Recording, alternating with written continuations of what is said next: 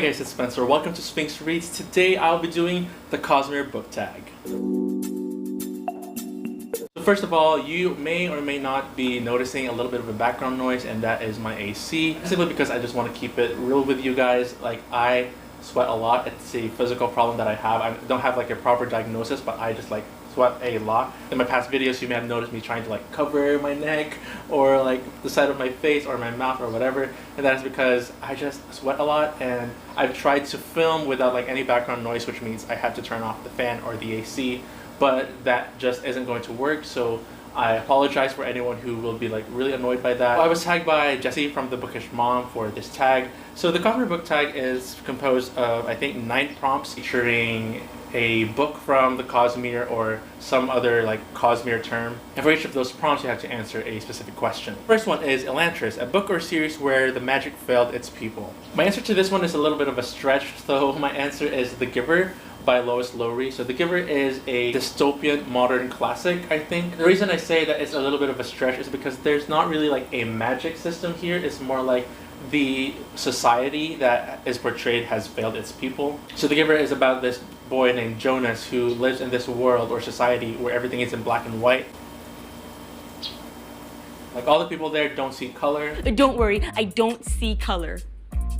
In the society, everything is controlled, like who you marry, what career path you take, what kind of family you're gonna have, just everything is controlled. And then there's this one person called the Giver who holds all the memories of the past. And Jonas, on this kind of like reaping day, similar to the Hunger Games, is chosen to be the next receiver, where he will receive all the memories that the Giver holds. So that's kind of the premise of the story, but in the end, it really showed how this kind of society just doesn't work out. Like, when everything is controlled, when everything is dictated to you, it's not going to work out. So that'll be my answer for this one.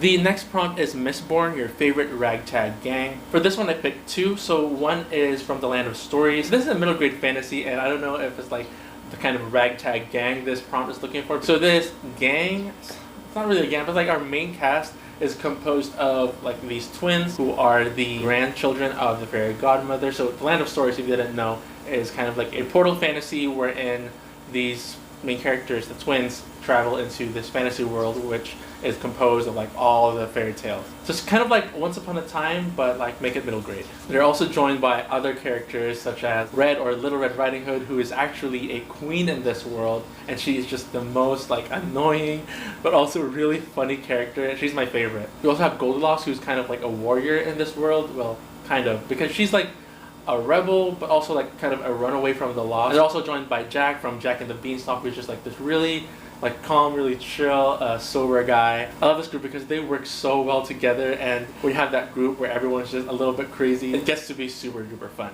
The other one that I picked is Masterminds, but I'm actually planning on doing like a series overview of Masterminds in the future, so I'm not gonna explain to you just now because I feel like I've talked about Masterminds a lot but haven't really gone in depth about it and why it's my favorite middle grade series, so I'm just like saving that for some future time.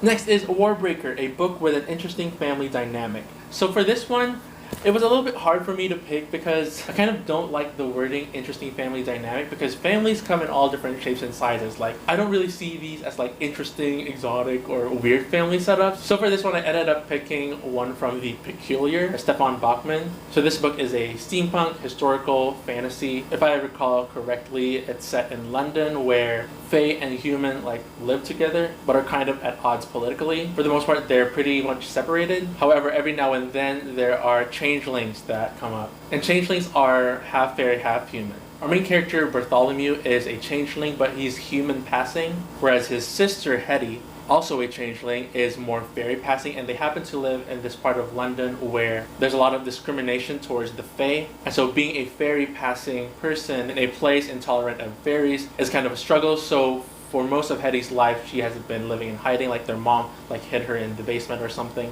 Their mom is a human, while the father, who is out of the picture, is a fairy. I didn't like this book too much, but because of the politics involving the fairies and the humans were really fascinating. Like, I feel like they could have some real life parallels, perhaps with like biracial families. Next is Stormlight Archive, the biggest book you've read and the biggest book on your TBR. So I looked on Goodreads, and apparently the biggest book that I've read was the Bible. And the biggest book on my TBR is actually Les Miserables, with 1,463 pages.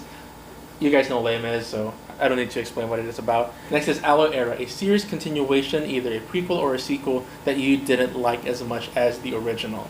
So I tried my best to have like books that I haven't talked about before for this tag, but I didn't really find anything, so I'm just going to give you a few that I've already talked about before. One is Heroes of Olympus. This may be an unpopular opinion. A lot of people love Heroes of Olympus as much as the original Percy Jackson series, if not more. I personally didn't care for it much. There were a few scenes that were really hard-hitting and that like I loved to death, especially in Mark of Athena and House of Hades. But overall, as a sequel to the original Percy Jackson series, I didn't like it as much. I thought that the characters were less developed. I might even go as far as to say that they were less endearing than our original cast from Percy Jackson. Plus, just plot-wise, I just wasn't super interested in like the whole plot line of the series. Whereas in Percy Jackson, like after the third book, like everything just kind of picks up.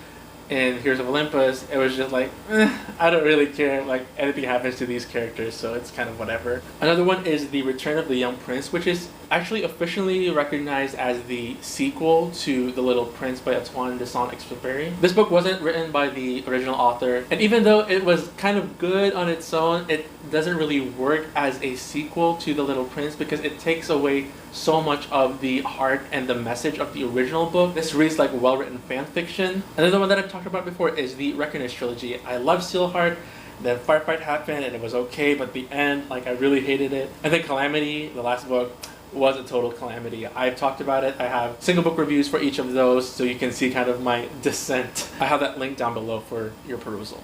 Next is White Sand, an underdog that you root for. So the way I did this is I went on Goodreads and went to my read shelf. I sorted them by average rating, so like from the lowest to the highest. And then looking at the books with the lowest average rating, I looked for 4 to 5 star reads, and these are the ones that I found. One is Hope of Elantris, which is technically not a book, but more of a short story. It has a 3.71 average.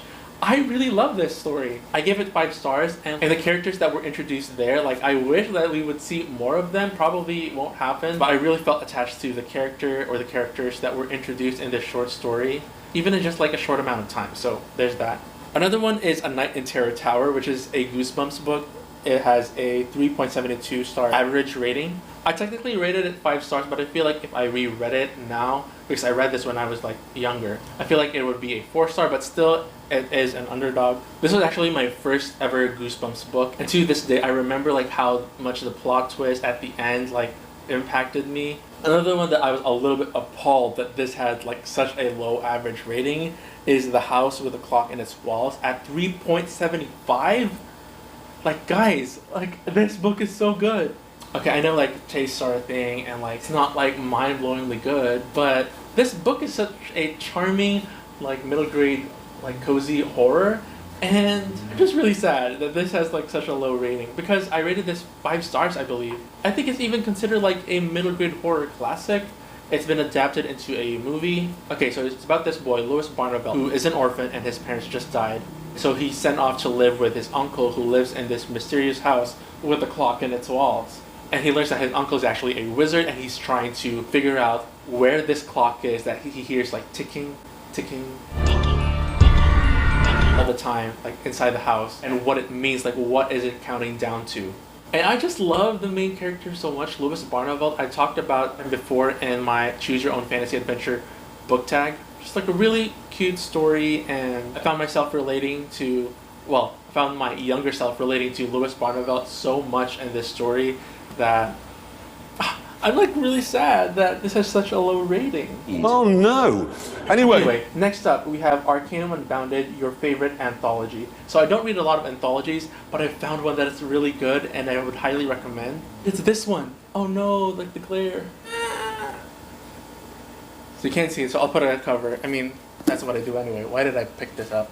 So it's called The Best of Lola Bashang. So Lola Bashang is actually the pen name of Severino Reyes, who is a Filipino author known for his pen name, Lola Bashang. Lola Bashang means Grandma Bashang, and she tells all these like really fascinating stories. Some are fairy tales, some are like more contemporary, are kind of the heart of like Filipino storytelling, especially for younger readers. And I just love all of Lola Bashang's stories. They're like so cool, they're so fascinating. They tackle a bunch of social themes. And actually, I would encourage all of you guys to try to find this copy because it's so nice. It's illustrated and it's in English, translated into English, and like I love the illustrations. They're like so nice. Just look at that. Isn't that pretty?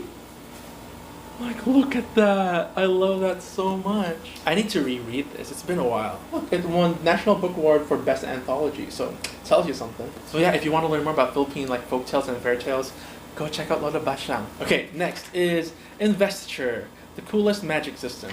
So this was a little hard because I haven't really read a lot of... Why is my voice cracking so much? I haven't really read a lot of high fantasy with like a hard magic system. As I've said so many times, I'm a middle grade fantasy which tends to lean towards like a not a slow, but a soft magic system. There's not like a lot of structure, it's just like whoosh, wand magic and really abstract ways of manipulating things. I picked two, again, that I've already talked about before. One is from The Name of the Wind. Why is my voice cracking so much? I'm done with puberty, I'm 21.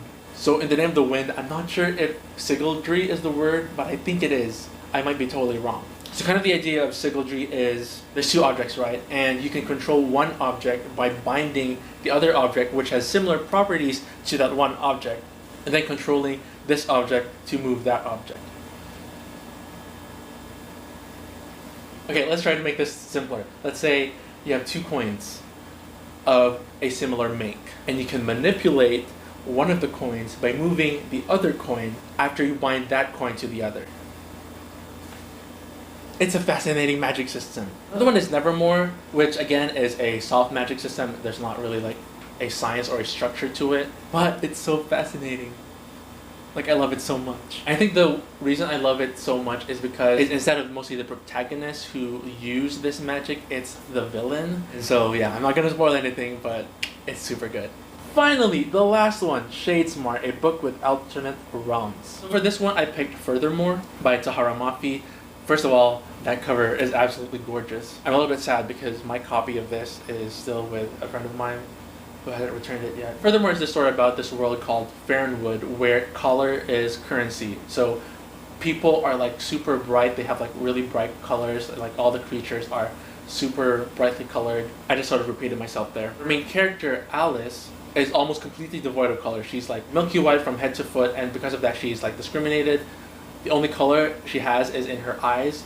And kind of the purpose of this story is one day her father left Farronwood with only a ruler in search of something, and since then he has been gone, and stories about Alice setting out to find her father and find out why exactly he left. In the process, they enter the land of Furthermore, which is a little bit like Wonderland. A lot of people have compared this book to Alice in Wonderland, and I kind of see that because like each of the places within Furthermore are like super weird and super fascinating. It's almost like watching a Studio Ghibli movie, like it's that good. The prose is a little bit flowery, but I didn't mind it. So yeah, this is my answer for this prompt.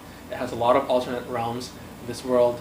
That is it for this tag. Unfortunately, I can't think of anyone to tag for this video. If you want to do this tag, consider yourself tagged. Thank you guys so much for watching. If you like this video, please give it a thumbs up, and please forget to subscribe so that you can do it later, and have a great day.